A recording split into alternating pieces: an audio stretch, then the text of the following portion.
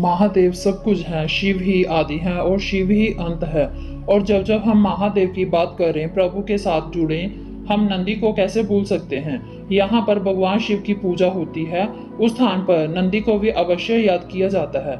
महादेव के मंदिर में देखा जाता है कि शिव के सामने ही नंदी की मूर्ति स्थापित होती है। जैसे कि भगवान शिव का पूजन और दर्शन का महत्व है, उसी प्रकार नंदी का भी दर्शन किया जाता है। नंदी भगवान शिव के वाहन ही नहीं बल्कि परम भक्त भी है। कहा जाता है कि अपने मन की मनोकामना नंदी के कान में कह दी जाए तो मनोकामना भगवान शिव के पास जरूर पहुंचती है। आपने देखा होगा कि नंदी की मूर्ति भगवान शिव के सामने ही मौजूद होती है। नंदी महाराज की मूर्ति बाहर इसलिए मौजूद होती है ताकि भक्त अपनी बात भोलेनाथ तक जल्दी पहुंचा सके। तो आखिर क्या है इसके पीछे की कथा? क्यों नंदी के कान में बात बोलकर भोलेनाथ तक पहुंचाना आसान है? आइए जानते हैं इस वीडियो के माध्यम से। वीडियो शुरू करने से पहले अगर आपने धार्मिक सोच विचार चैनल को सब्सक्राइब नहीं किया तो चैनल को सब्सक्राइब कर लें कि नई नई धार्मिक कथाएं आप तक सबसे पहले पहुंच सके।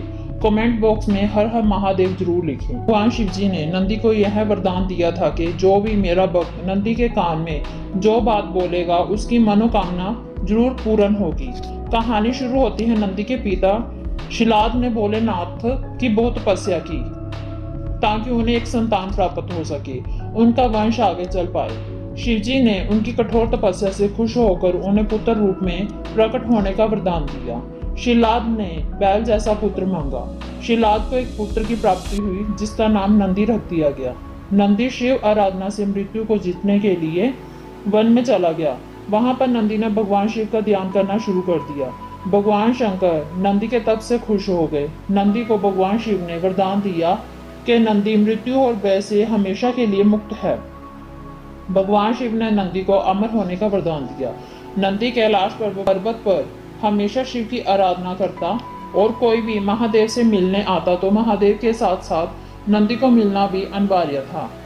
फिर एक दिन शिलाद महादेव के पास एक अजीब विडंबना लेकर पहुंचे कि शिलाद ने भगवान शंकर से संतान का वरदान इसलिए मांगा था कि उनकी कोई संतान नहीं बची थी। सिर्फ नंदी ही था, वो भी महादेव की सेवा में व्यस्त रहता था। इसलिए शिलाद को लगा कि उनका वरदान पूरा नहीं हुआ, उन्हें संतान का सुख प्राप्त नहीं हुआ। महादेव ने स्वयं नंदी को बुलाया।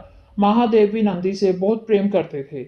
उन्होंने नंदी को कहा कि उन्हें पुत्र होने का दायित्व निभाना होगा। जिसके बाद शिव ने नंदी को शिलाद के साथ जाने की आज्ञा दी। महादेव से दूर होने की पीड़ा सहन नहीं कर पा रहे थे। नंदी ने सब कुछ खाना पीना छोड़ दिया। महादेव की चिंता में नंदी चिंतित हो गए। नंदी की ऐसी हालत देख शिलाद महादेव के पास गए और उन्हें प्रार्थना की कि नंदी को अपने पास वापस बुला लें, क्योंकि वो अपने पुत्र की ऐसी दशा नहीं देख सकते और साथ ही उनका वंश इस तरह प्रतीत होगा कि भगवान शिव स्वयं उनके पुत्र से प्रेम करते हैं।